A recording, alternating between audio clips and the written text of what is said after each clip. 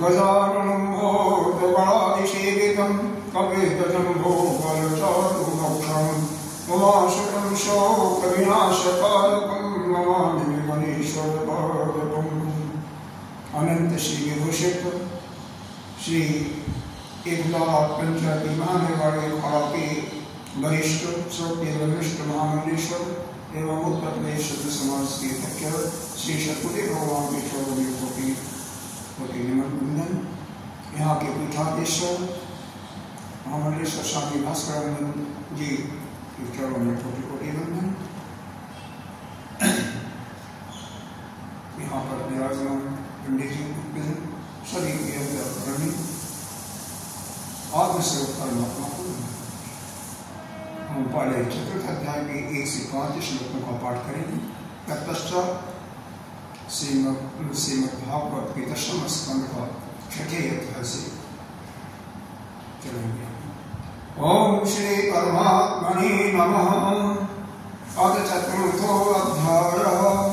श्री भगवानुवाच इमं विवस्वते योगं प्रोक्तवानहम् अव्ययम् विवस्वान्मन्वेदाः मुनि इच्छाकवे बभ्रे एवं परम्परा प्राप्तिम् इमं राजर्षयो विदुः स काले देहमहता योगो नष्टः परन्तप स एवायं मया यद् योगः प्रोक्तः पुरातनः भक्तोऽसि सखा चेति रहस्यं उत्तमम्। अर्जुनोवाच अपरं भवतो जन्म परमधर्म विवस्वतः कथम् एतत् विजानीयाम् त्वम् आदौ प्रोक्तवानिति। श्रीभगवानुवाच बहूनि मे व्यतीतानि जन्मानि तव चार्जुन तान्यहं वेद सर्वाणि न त्वं वेद परन्तप।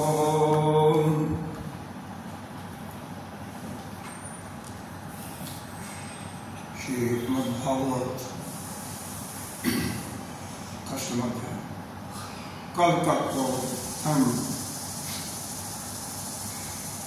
भगवान के प्रागट्य का गोकुल में उत्सव मना रहे थे।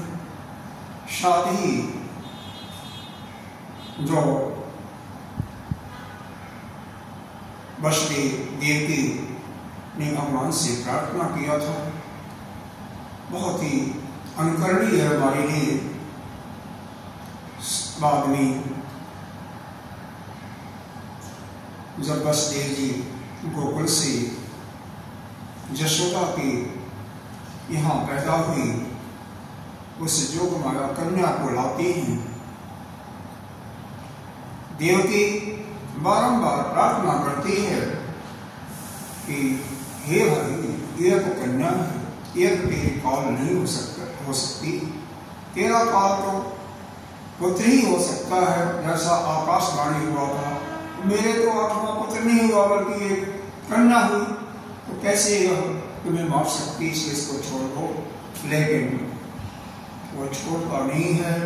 लेकिन जैसे ही मारने के लिए तैयार होता है वो लड़की उसके हाथ को छुड़ा करके सिंहवाणी दुर्गा के रूप में और आकाशवाणी देती है कि कंस तुम मत देवकी और वसुदेव को मत करो, तेरा काल तो कहीं अन्यत्र पैदा हुआ है। उसके बाद अपनी सभासदों को बुला करके विचार करता क्या किया था। सभी कहते हैं कि 10 दिन के अंदर जो भी बच्चे हुए हैं गोकुल में सबको मरवा दिया जाए, जहाँ भी हमारे राज ने। फिर कोई कहता है थोड़ा सा बुद्धिमान था कि अगर ऐसा हम करेंगे तो हमारा राजपाट भी चला जाएगा, क्योंकि राजा तभी होता है जब प्रजा होती है। और प्रजा का कि बालक जब मरने लगे कि मालूम हो जाएगा कि राजा मरवा रहा तो सभी छोड़ करके है। इस बात को मान लेता है। फिर उसी की मानी हुई बहन की बकी नाम था, जिसका दूसरा नाम था पूतना। पवित्र नहीं है, पूतना पवित्र न, जो पवित्र नहीं मानी अपवित्र हो वह उसको बढ़ावा देती है। इधर कंस देवकी और वसुदेव को बहुत कुछ समझाता है, ज्ञान की बातें बताता है। अंत में देवकी क्षमा भी कर देती है और दूसरे दिन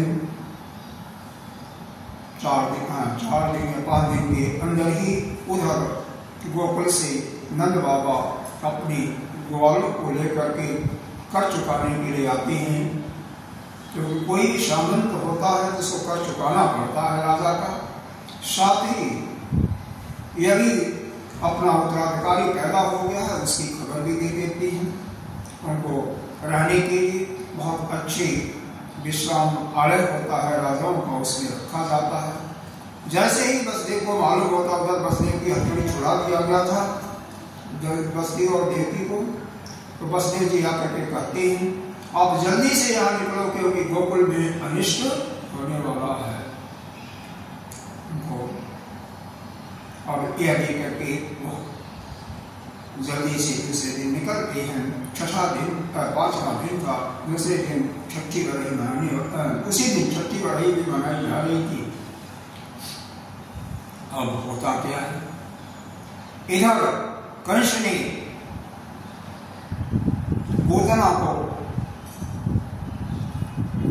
बुला करके उससे आदेश देता है कि जो भी बालक 10 दिन के अंदर पैदा हुआ है सबको गुप्त रीति से छिप करके भेष बदल करके उसको मारा।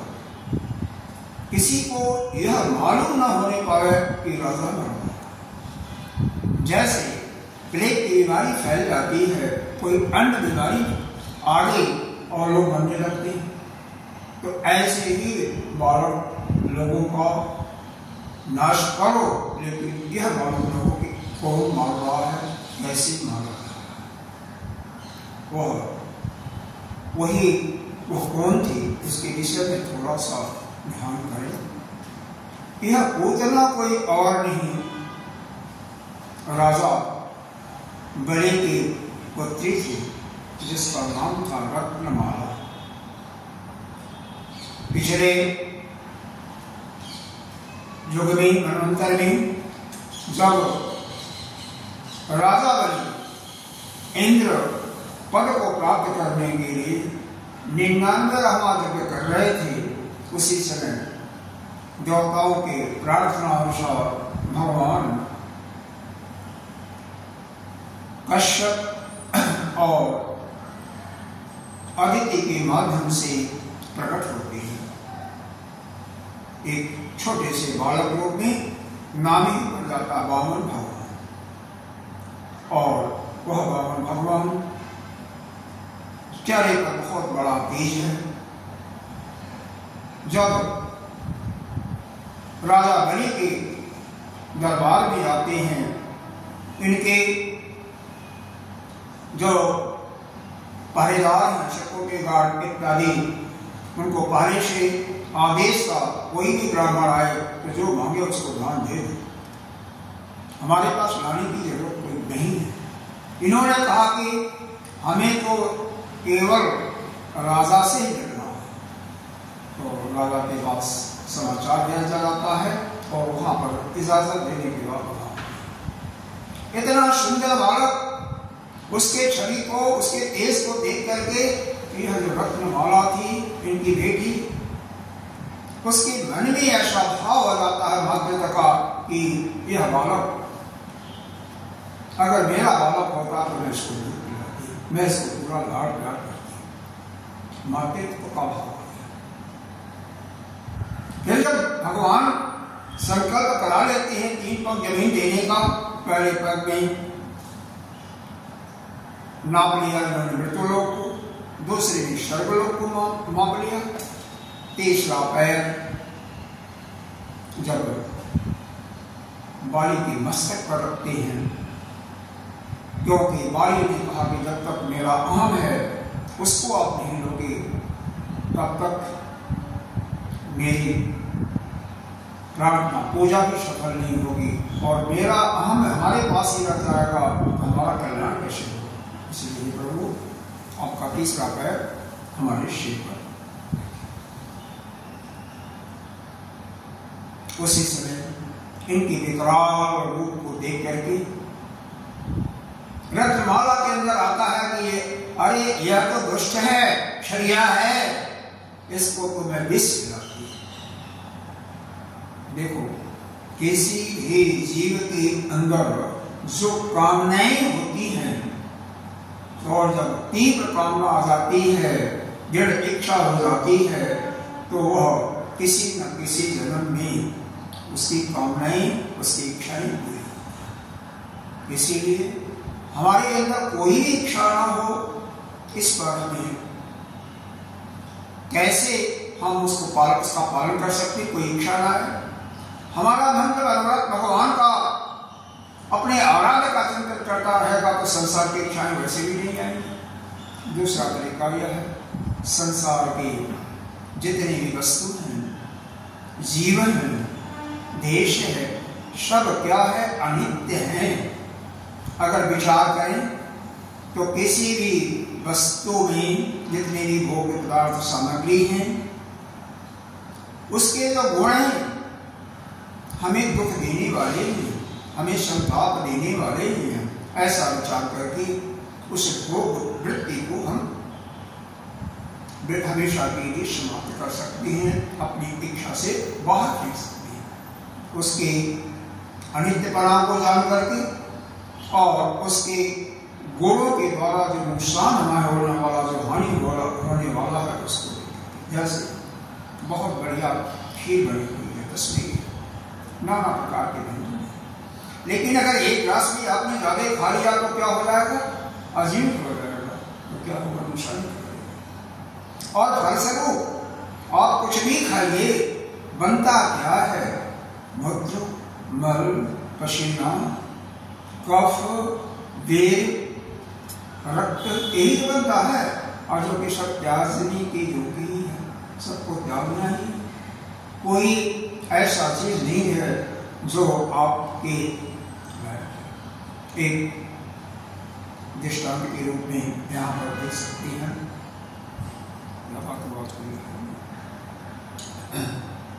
एक राजा, उसका बेटा नित्य प्रति बागीचे में घूमने जाता था। वहां पर एक सुंदर लड़की को देखता है, उसका मन उससे पाने के लिए वह बेहद होता कि इस लड़की से हमारी शादी हो जाकर कितना सुंदर, मैं कितना सुंदर। बाद में राजा से, अपने पिता से कहता है, पिता पता करवाते हैं तो वह लड़की ब्राह्मण की लड़की निकलती है और उसकी मंत्री का ही पुत्री थी। मंत्री को बुला करके कहते हैं, पहले तो राजा ने मना किया कि यह ठीक नहीं है, हम अपने किसी राजा के लड़की से करा देंगे शादी, क्यों ब्राह्मण की लड़की से तुम शादी करोगे, यह ठीक नहीं है। लेकिन नहीं, वो नहीं मानता है तो मंत्री से कहते हैं, हे मंत्री, तुम्हारी जो लड़की है उससे हमारा बेटा शादी करना चाहता है, तो क्या करो तुम?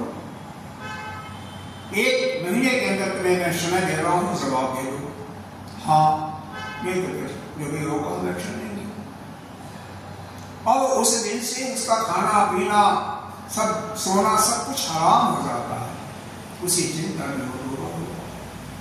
जब कई दिन बीत जाते हैं, एक दिन उसके मन में ऐसा भाव उत्पन्न हुआ कि यह शरीर को त्याग देने में ही भला है, मैं जीते जी अपनी लड़की को इनके हवाले नहीं करूंगा। फिर क्या होता है, खाने के लिए शाम को जब बैठता है, एक और गिलास खाया और निकलने के लिए, बाहर जाने के लिए, यानी आत्महत्या करने के लिए कुर्ता पहन करके जैसे ही चलने को होता है, लड़की उसका कुर्ता पकड़ लेती है। पिताजी, आप कहाँ जा रहे हो? कई दिन से मैं देख रही हूँ कि आप इतने चिंताग्रस्त हैं कि आपका भोजन भी नहीं हो रहा है, हर समय आप चिंतित होते हैं। कारण क्या है? मेरे को भी बताया क्या कारण है? पहले तो उनके पिता मंत्री जी थे, आनाकानी करते हुए, लेकिन उस बच्ची के जिद के फलस्वरूप उनको सच्चाई का नहीं पड़ा। उन्होंने कहा, पुत्रे, क्या राजा का लड़का जो है ना, वह मणिमन तेरे से प्रेम करता है और राजा ने 1 महीने का समय दिया है जवाब देने के लिए। उसी चिंता में मेरा नींद, मेरा भोजन सब कुछ खराब हो चुका, सब कुछ समाप्त हो चुका। तो लड़की कहती है, इसमें क्या बड़ी बात है, आप जाओ, कल सवेरे बोल दो उसको, हाँ मैं शादी करने के लिए तैयार। बड़ी बुद्धिमान लड़की थी। मंत्री का था, ठीक है। अब मंत्री की सारी चिंता समाप्त हो गई। उठकर निकालता है, भोजन भी थोड़ा बहुत करता है, सो जाता, सुख की नींद सोता है। दूसरे दिन जा करके राजा को बोल देता है। इधर कन्या अपने शक्तियों को लेकर के एक योजना बनाती है। योजना यह, देखो, हमारे शरीर की सुंदरता जो है कहां से आता है? अन्न से ही आता है। हमारे अंदर जो मल भरा हुआ है, मल किस रूप में? जो भी हम ग्रहण करते हैं भोजन के रूप में, उसका जो बिल्कुल उगला हुआ, ऐसा जो बिल्कुल किसी काम के लायक नहीं होता, वही मल के रूप में जाता हुआ पदार्थ जो जल लेते हैं, मूत्र के रूप में लिपि लेते हैं, कफ के रूप में, पित्त के रूप में, पसीने के रूप में, बीरे के रूप में और रक्त के रूप में, यही बनता है। कोई भी हृष्ट पुष्ट दिखाई दे रहा है, सुंदर दिखाई दे रहा है, तो कारण कोई और नहीं है, उसके शरीर में इसका मतलब मल भी है, बाकी चीजें भी हैं। वो कहती है सखियों से, जैसे जुड़ाव लेते हो ना, ऐसा दवा ले लेते हो कि सारा दस्त होने लगता है। लिया होगा, कभी किसी ने लिया होगा, ऐसा तो अनुभव किया होगा, नहीं किया? नहीं किया? किया किया किसी ने जरूरत पड़ जाती है, किसी के पेट में कीड़े पड़ जाते हैं, या कोई हो जाता है कारण, किसी को बहुत ज्यादा अजीब हो जाता है, बहुत ज्यादा, तो उसमें यह देना ही पड़ता है कि जैसे शरीर के अंदर जो इकट्ठा हुआ है बड़ी आंख में, वह सब समाप्त हो जाए। और फिर उसने कई घड़ा रखवा दिया, जो हमेशा वो मल निकलता है सब उसने भरवा लेती है। यहाँ तक कि कफ की, पसीना, जितना भी जो मल है शरीर का, सब रखवाती चली जाती है और उसी बगीचे में एक किनारे जब वह लड़की बिल्कुल दुबली पतली हो गई, गाल में सिकुड़ गए, देखने के योग्य न रह गई, तो उसने कही कि आज ये अच्छा समय है। सखियों के साथ जा करके वहां पर जाकर के राजा का लड़का इंतजार करते, जैसे ही दिखाई देता, उसको बोलने में शक्ति नहीं थी। हम बोलते कैसे? अन्न के माध्यम से जो शक्ति मिलती है उसी से बोलते हैं। आप ऐसा करो, 15-20 दिन भोजन खाओ, आप पाइएगा कि आपको जो कुछ याद है सब भूल जाएगा। कुछ सुनाने के लिए आपको याद ही नहीं है।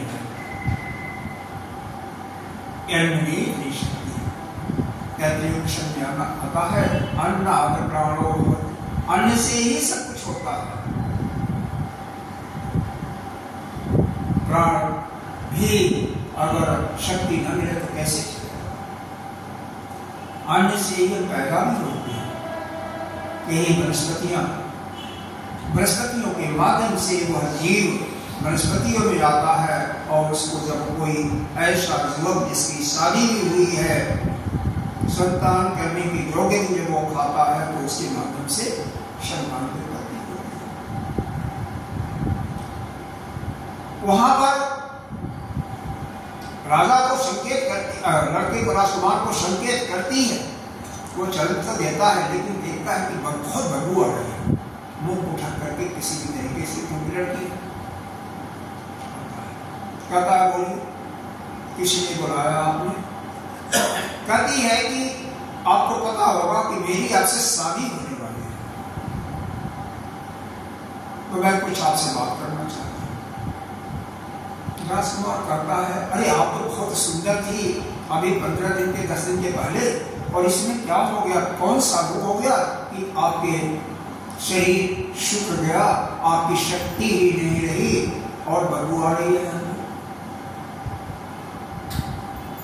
लड़की कहती है जो शरीर की सुंदरता थी वह इन घड़ों में भरा हुआ है, आप देख करके एक निगाह जैसे उनका मारता उसके को उल्टी जाती, फिर जा करके पिताजी से मना कर देता मैं उस लड़की से शादी नहीं। देखो पिता तो शोकातुर था, पिता आत्महत्या करने के लिए जा रहा था, लेकिन लड़की इतनी बुद्धिमान थी, हाँ करके भी अपने आप राजकुमार को मना कर दिया। काम भी हो गया और उसका धर्म भी बच गया। यहाँ पर इस दृष्टांत को सुनाने का तात्पर्य यही था कि जो हमारे शरीर में आकर्षण है, जिसके कारण हम किसी के शरीर से प्रेम करते हैं, अगर उसकी सच्चाई को, असलियत को आप जान जाओगे तो कभी भी किसी जीव में आसक्त नहीं होगे, चाहे पुरुष हो चाहे स्त्री हो, चाहे बालक हो चाहे वास्तव में वो तो नहीं है। दूसरा, जब किसी भी भोग पदार्थ को, यहाँ तक कि आदि गुरु शंकराचार्य ने कहा है, श्रुति ने भी बताया है कि चाहे इस लोक की बात हो चाहे मृत्यु के बाद इस लोक में जाना चाहते स्वर्ग इत्यादि लोक में, जितने भी भोग पदार्थ हैं एक एक का परीक्षण करो, वास्तव में किसी में वो क्या है, वह जैसे कौवा जानते हो काक, उसका विष्टा होता है ना, असार होता है, किसी काम के नहीं आता है। बाकी पशुओं का जो विष्टा होता है किसी न किसी काम आ जाता है, कर लिया किसी ने, वो किसी काम में, तो उसी के विष्टा जैसे वह असार है, किसी काम लायक नहीं है, और वह आपको नुकसान पहुंचाने के बजाय कुछ उससे आपकी प्राप्ति नहीं हो सकती है। तो संसार के जितने भी वस्तुएं हैं, चाहे इस लोक के या परलोक में, अगर स्वर्ग में जाने की आप इच्छा करोगे उस लोक में, चाहे कोई जीव है उससे जो राग करते हो, जो प्रेम करते हो, करने लायक वास्तव में नहीं है। जब उसकी असलियत, उसका सच्चाई आपको मालूम हो जाएगा तो इन सब से आप क्या हो जाओगे, बिल्कुल त्याग दोगे तो क्या होगा, आपको वैराग्य हो जाएगा, और जब वैराग्य हो जाएगा तो आपको इच्छाएं सारी क्या होंगी, समाप्त हो जाएंगी। जब आपके अंदर कोई इच्छा नहीं होगी तो केवल एक ही इच्छा बचेगी, परमात्मा, तो फिर वो, और जब तक हमारी कामनाएं होंगी तब तक उन कामनाओं की पूर्ति के लिए चाहे आप सत्य में हुए हो, चाहे दूसरा तीसरा सवाल जन्म लेकर के हो, एक कि किसकी इच्छा हुई थी भोगने की, उस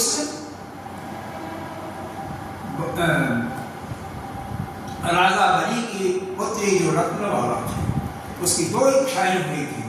पहली इच्छा, जब वो सुंदर बाल रूप में देखा भगवान को, इनको दूध पिलाने की इच्छा, मातृ भाव आया था, और जब उनको पूरा विकराल रूप धारण किया तो उनको विष पिलाने। इन दोनों इच्छाओं की पूर्ति भगवान इस जन्म में करते हैं। किसी के मन के अंदर कोई इच्छा नहीं आनी चाहिए, और इच्छा तब तक नहीं आएगी जब तक कि पूरा वैराग्य नहीं होगा, प्रत्येक भोग पदार्थों से और प्रत्येक प्राणी से। तो यहाँ पर शुक्रदेव जी क्या करें? नंदावतिवचः शौरेणं विषेति विचिन्त्यन् हरिजगाम शरणं मोत्पादकं संकृतः कंसेन प्रहिता घोरा पूतना बालघातिनी शिशुं चच्चार निघ्नति पुरनामप्रजादेषु तां केशगन्धवती शक्तिमल्लिकां बृहन्नितम्ब हस्तं तीक्ष्णमध्यमां सुवाससं कम्पितकर्णभूषणः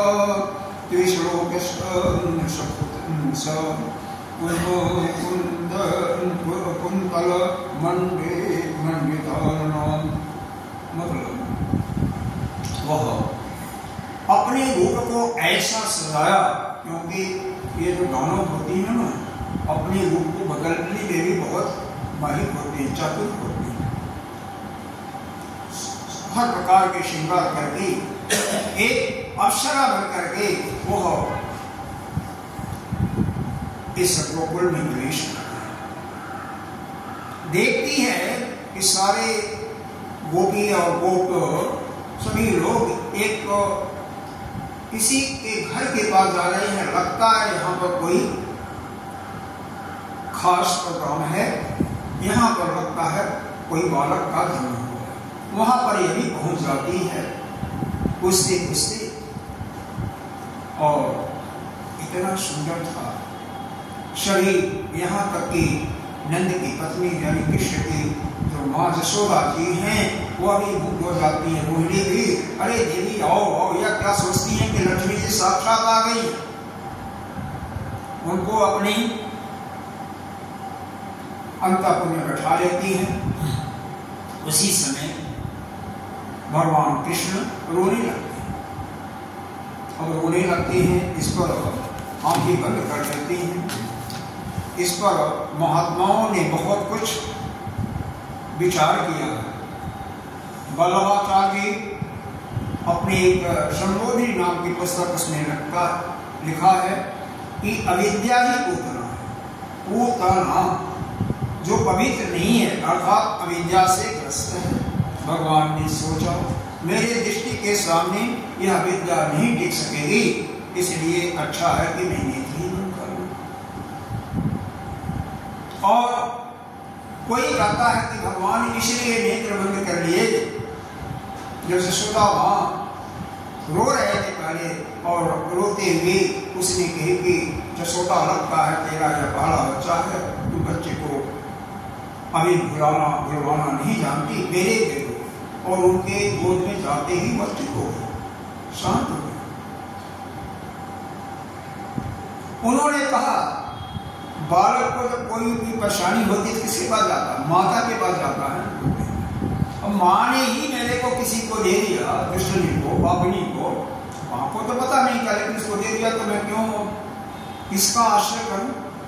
इसलिए चुप हो गए और आपने कर लिया।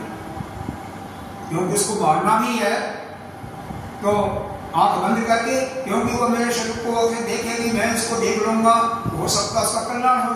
तो भगवान ने पाले तो इसी रूप से उन्होंने किया।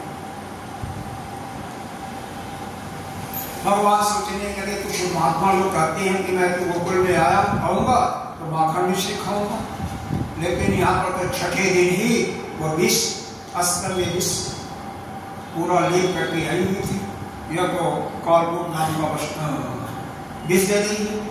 तो कह रहे हैं कि कुछ महात्मा ऐसे संत कहते हैं कि वह शिव जी को उनका ध्यान कर रहे थे कि भोले बाबा आओ, अरे इस विष को पी लो, क्योंकि समुद्र मंथन हुआ था। तो समुद्र मंथन के समय में विष का पान किसने किया था? वही भोले बाबा, और कोई बचा नहीं सकता। कंठ में ही रख लिया, नीचे नहीं जाने दिया। मुंह में तो राम नाम करते थे और अंदर जाता होकर करते ही, इसीलिए उनका नाम पड़ा था नीलकंठ, जो ऋषिकेश के पास जाकर के अभी लगता है वहां पर विश्राम उसी। इस प्रकार से हर एक महात्मा अलग अलग उसकी अलग अलग विचार। जैसे ही जशोदा मां, रोहिणी और गोपिकाएं अलग होती हैं। अब यह अपना पल्लू कहते हैं ना, उसको हटा करके मारने के दृष्टिकोण से, मारने के विचार से उनको दूध पिलाना शुरू कर दिया। अब भगवान नेत्र बन करके गुस्से में, वह जो क्रोध है, क्रोध से उसको मारा, क्रोध जो उनके अंदर उत्पन्न हुआ वो उनको उसका प्राण ले रहा है। और भगवान दूध का पान और जो विष का बोले बाबा, और अंत में जब भगवान कहती क्या है, मंच मंच सामंच मंचालम इति प्रभाषणे निवृत्य भाना अखिल जीव बर्बरी विवर्तने ते चरणौ भुजो मुहो कृष्ण गात्रा चलती रोधः पूतमानो अभितदेह स्त्री गब्ब त्यंतरदमान चोर्यामास राजेन्द्र महत शीत अद्भुतम।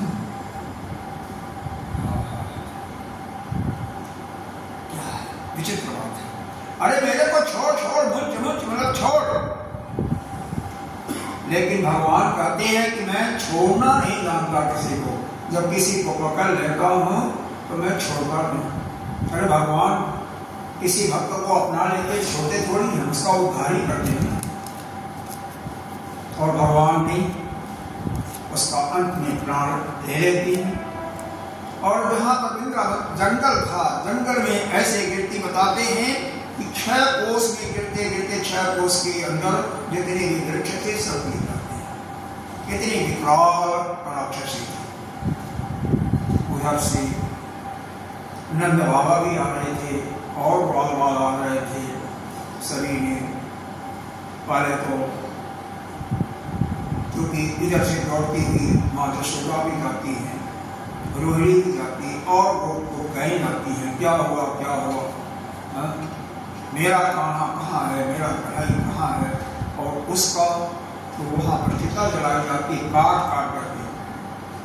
अब इतनी लंबी चौड़ी शरीर था, उसका चिता कैसे जलाया, काट काट करके उसका चिता जलाया जाता है।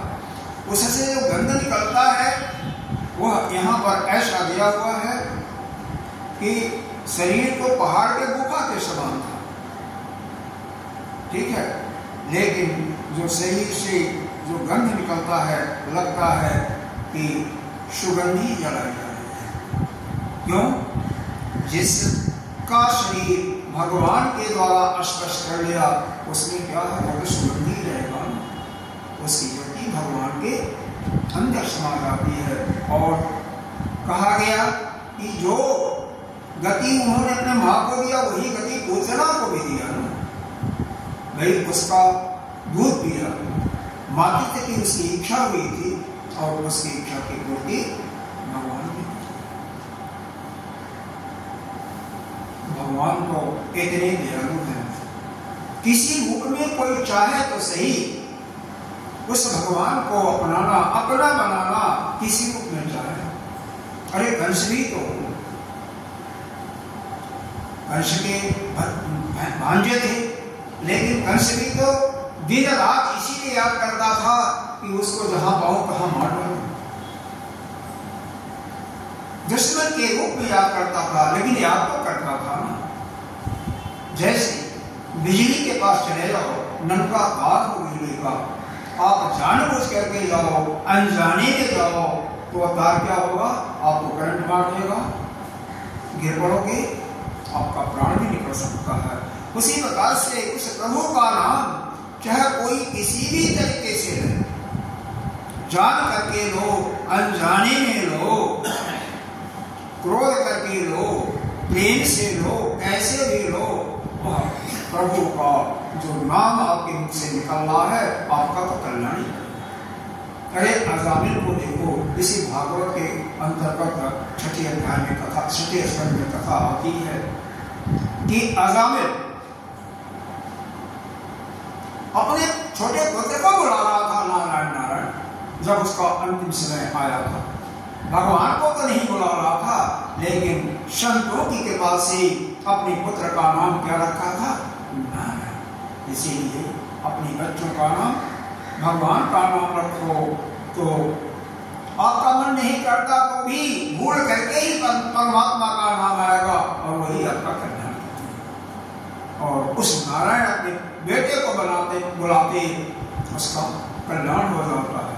वहां पर जमराज के दूत आते हैं, लेकिन उसी समय भगवान के पास आते कहते नहीं, यह तो मेरा है, यह तो भगवान का भक्त है, क्योंकि अंत समय में भगवान का नाम है। तो अगर जमराज के दूत कहते हैं कि बहुत दुराचारी है, बहुत दुष्ट है, बहुत पापी है, ठीक है होगा, तो चाहे जान करके लिया, अनजाने में लिया, लेकिन अंत समय में भगवान का नाम ले लिया। इसीलिए कह रहे यहाँ पर उसकी जोगी नहीं है, लेकिन आपके पोते हो या कोई भी हो, उसका नामकरण रखना हो तो भगवान का नाम गोविंद। हमने राजस्थान में देखा, बीकानेर में जाते हैं, ऐसे सुंदर सुंदर नाम लोग रखे हैं, क्योंकि भूल करके भी हम नाम तो लेंगे भगवान का, हमारे मुख से बुलाएंगे, किसको बुलाएंगे? भगवान को बुलाएंगे।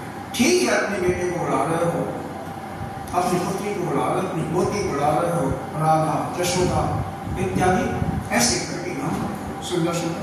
आजकल आप लल्लू कुल्लू नाम रखते हैं, कोई नाम है?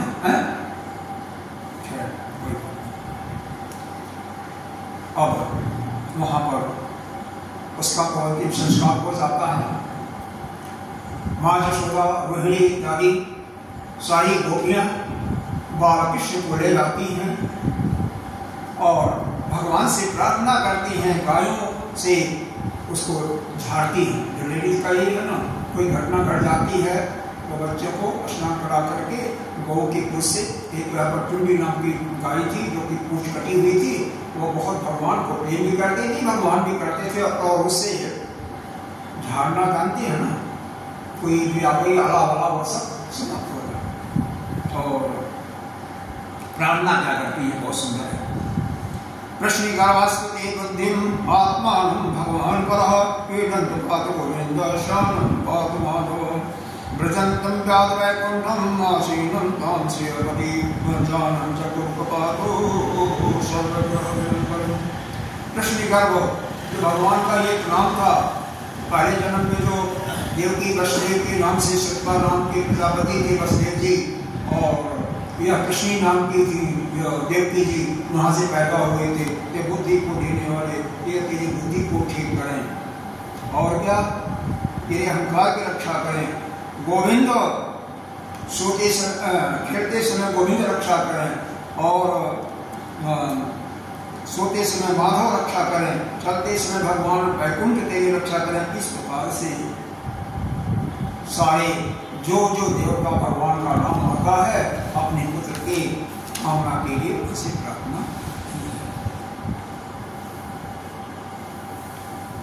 सुगंध के विषय में जो जलने पर सुगंध आया है, ऐसा लिखा हुआ है कि मनुष्य देहस्य धूमश्च गुरुसौरभ त्यक्ता कृष्ण निर्भुक्त स्वपद्या पापनः।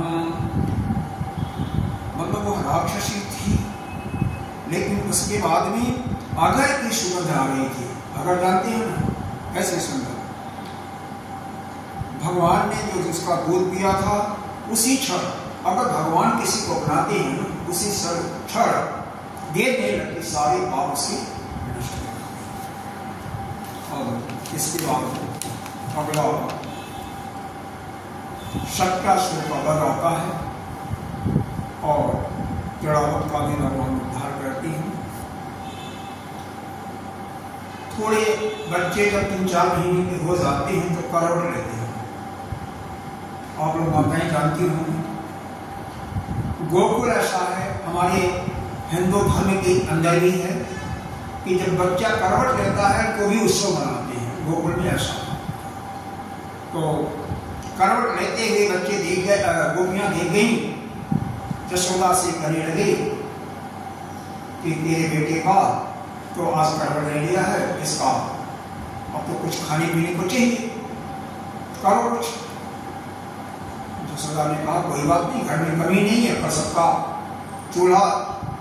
चूल्हे का भंडारा जानते हैं ना, घर में चूल्हा नहीं जलेगा, कोई और रिश्तेदार आएगा वो भी आता है हमारे यहाँ खाओ सब लोग। इस प्रकार से सबको निमंत्रण दे देते हैं। दूसरे दिन इतने लोग आते हैं कि जगह नहीं है। भगवान एक पलंग पर छोटे से सोए हुए थे। बाहर छकड़ा जानते हैं, वृंदावन वाले जानते होंगे, छकड़ा कहते हैं यह एक प्रकार से जैसे कार को नई डिजाइन की है ना बैलगाड़ी, उसको छकड़े को नाद करके उसको ले जाते थे सामान इधर से उधर। उस छकड़े पर दूध दही सारा रखा हुआ था, नीचे उसके कुछ जगह होती है। तो जसोदा माँ ने सोचा कि अब इस कढ़ाई को उसके नीचे रख दिया छाया भी है। अब भगवान क्या करते हैं, भगवान तो चाहते हैं जो मेरा है ना वो मेरे पास ही है, मेरे को ही देखे हर समय। मेरा भक्त अगर दूसरे के पास भी गया तो भगवान गुस्सा हो जाते हैं, भगवान को अच्छा नहीं लगता। तो भाई छोटे बालक के रूप में अपनी शक्ति को दिखाना नहीं है उनको, लेकिन ला करके वहां पर अब भगवान इतने, भगवान का रूप तो यहाँ भी है, देखते इतना सुंदर रूप है कि देख करके लोग मुग्ध हो जाते हैं। कोई भी गोप के बराबर का भी समकक्ष उसको छोड़ना नहीं चाहता है। और वहां पर जब भगवान घुसते हैं, ऊपर से एक हिरण्याक्ष का पुत्र था, वही हिरण्यकश्यप का भाई जो पृथ्वी को चुरा करके गया था, उसका नाम था उत्कर्ष। बहुत मोटा तगड़ा था। एक बार यात्रा करते समय लोमश ऋषि के आश्रम में गया और सारे वृक्षों को कुचल डाला। इतनी शक्ति थी। लोमश ऋषि भी उसको श्राप दे देते हैं, अरे दुष्ट जाग नहीं थोड़ा। उसी समय केचुला के रूप में अपने सारे शरीर के अंगों को छोड़ता चला, प्रार्थना करने लगा कि भगवान हे ईश्वर, मैंने बहुत बड़ा पाप किया है, मेरे को क्षमा। उन्होंने कहा ठीक है, जब द्वापर आएगा भगवान के शरण तेरा उद्धार करेंगे। तो वही जो है सत्यासुर के रूप में यहाँ पर आया हुआ है और उस छकड़े के ऊपर बैठ गया। उसने सोचा भगवान कंस ने इसको मारने के लिए भेजा था कढ़ाई को, और वो सोचा कि इसी से दबा करके इनको मार डालेंगे। और इधर भगवान है तो बालक, अपने पैर को थोड़ा सा जो माया के माध्यम से बढ़ा देते हैं और ऐसा बढ़ाते हैं कि छकड़े को नीचे से मारते हैं, छकड़ा उलट जाता है, वो तो वहीं पर सत्यानाश उसका हो जाता है, यानी वो मृत्यु को प्राप्त हो जाता है। बाद में गोल बाल आते हैं, बाल बाल इत्यादि सब छकड़े पर अपना घी दूध जो बचा हुआ था उसको रखते हैं। सभी लोग आ जाते हैं, रोहिणी और जशोदा इत्यादि करते हैं, क्या हुआ क्या हुआ। फिर वही इन लोगों का वही है कि गाय से इसको करो, आला वाला को डालो,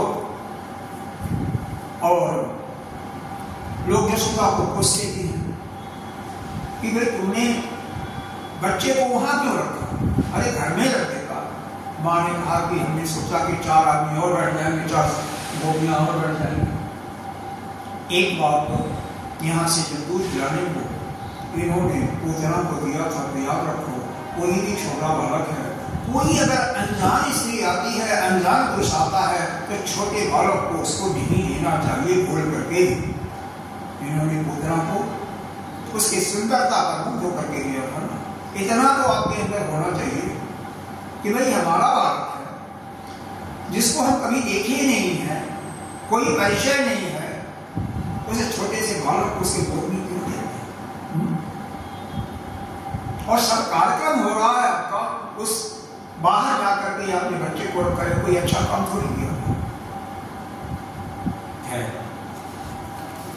एक और आता है, क्योंकि राक्षसों को मारने में देरी नहीं करनी चाहिए, राक्षसों को फटाफट मार करके किनारा करना चाहिए। पांडु देश में सहस्त्राक्ष नाम का एक राजा था।